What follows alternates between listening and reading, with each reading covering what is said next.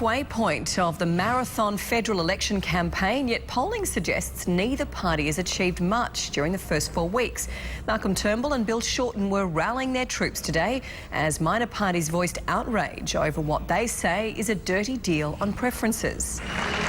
From an Adelaide Oval conference room to a theatre in Melbourne, the major parties rev up their troops. Our country's next Prime Minister, Bill Shorten.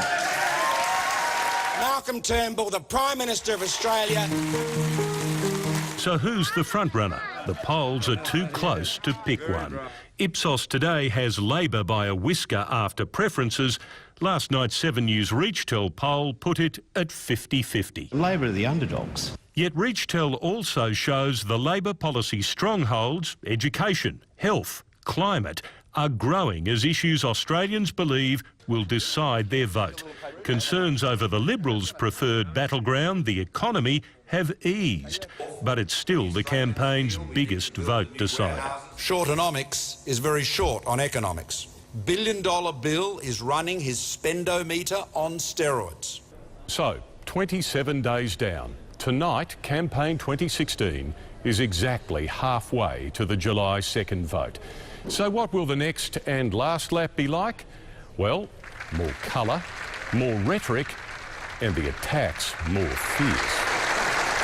And the alliances more surprising. The Greens are knocking on the door of the old parties. The Greens claim the two majors are discussing directing preferences to one another to lock out minor players. Sellout of the century. The Greens have been pretty naughty in the last 3 years. If the Greens are unhappy, perhaps they should buy a mirror and look into that to see what the real problem is. A vote for anyone other than my coalition team is a vote for chaos.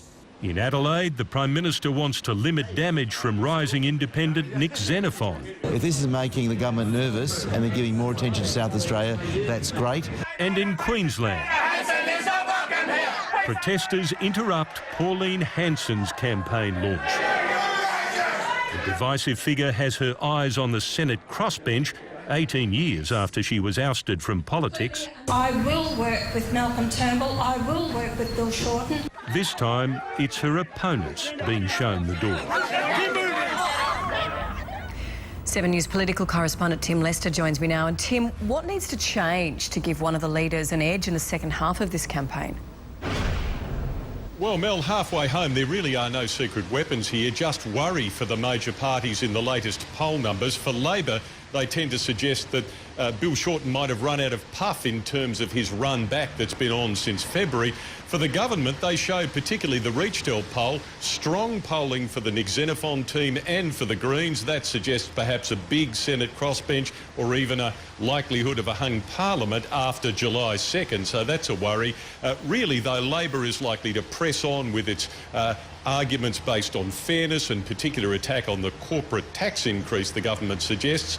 From inside the Prime Minister's office tonight, they told me that he'll be emphasising three things: the economy, and the economy. They say if we're not sick yet of jobs and growth as a slogan, we certainly will be by July 2nd. Mel?